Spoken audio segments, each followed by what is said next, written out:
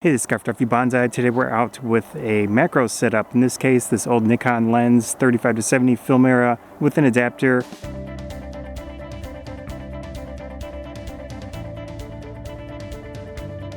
And the two EFM extension tubes. I also have this AndyCine Boling P1 light to get some light on the situation. I had this nice hat on today for it's deer season or something in this area, so that's over there, but just in case, I'm gonna have this on. All right. Nice rock here.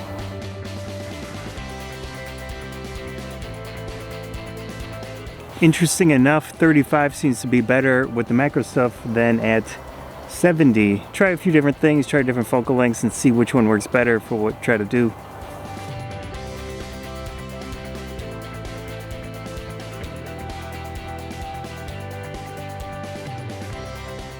When doing things handheld, it's pretty challenging, so you do want to use a faster shutter speed if you can in these situations.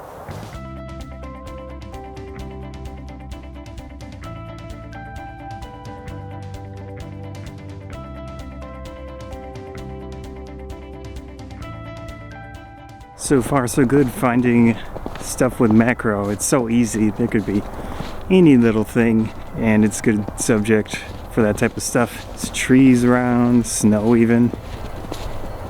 Definitely macro is the thing to do if you are wanting to make it easy on you. Of course, the technical side is more challenging.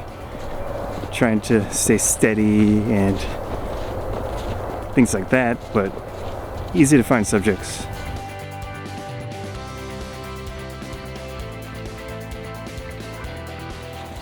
Using the blue peaking is actually better in nature situations. I do use red a lot, but with the blue peaking, you get those blue highlights and stuff like this. It's going to be a lot of greens and things where blue does work pretty well.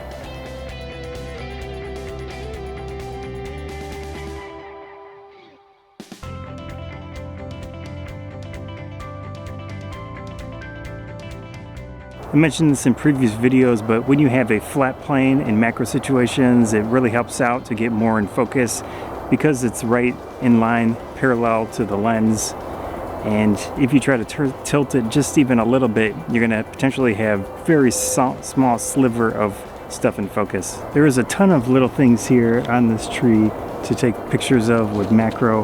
So you've got a little bit of color, you've got the nice white, whatever that is. And even just pieces of dead mushroom or something.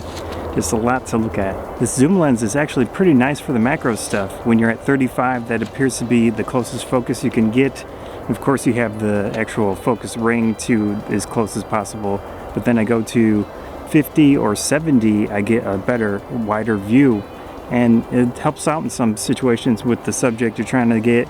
Sometimes you don't want exact super close focus or close to it, and in that case the zoom does work pretty nicely.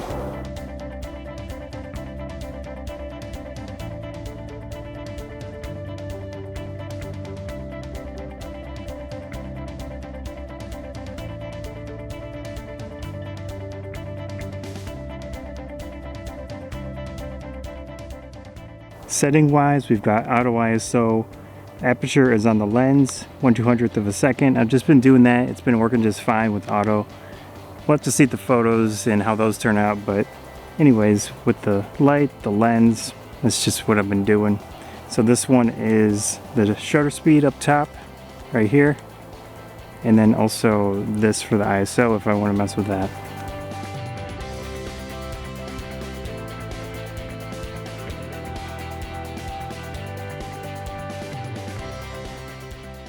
With the main area of the park blocked off, there are a lot more people around. So already talking to two sets of people. It's okay. Also with how the park is, it closes a lot earlier this time of year, 5 o'clock, and got maybe 15 minutes left. So I have to move a little quicker.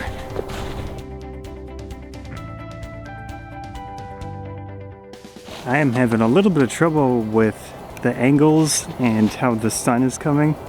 and I'm getting some shadows from my equipment on the subject. Depending on how much power your lighting setup has for macro stuff, using the sun can be helpful, of course, because it's available sometimes. Right now not so much, but just try to find a combination that works well enough.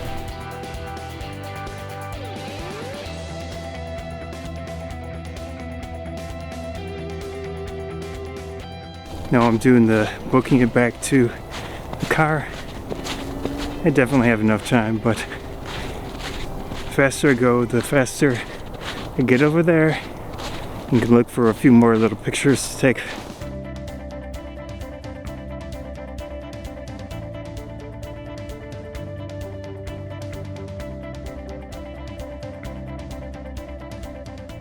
Human-made stuff like fences, brick walls, things like that. These benches here are great for macro photography. They've got flat surfaces, they've got a lot of texture. Definitely a good opportunity for photos.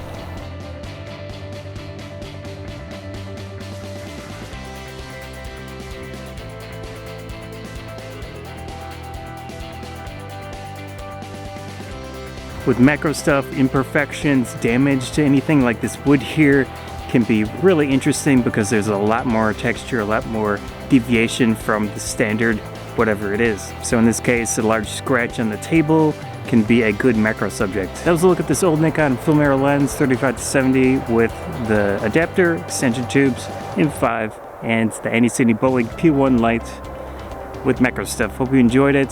Definitely a nice fun outing. If you did enjoy the video, please consider subscribing. That helps you out a lot. Likes and shares help out a lot as well. Thanks again, Sky Photography Bonsai. 35, which appears to be the clearest opportunity. Holy crap. Human, but the textures. Depending on how much power you're, whoa. That was a gunshot.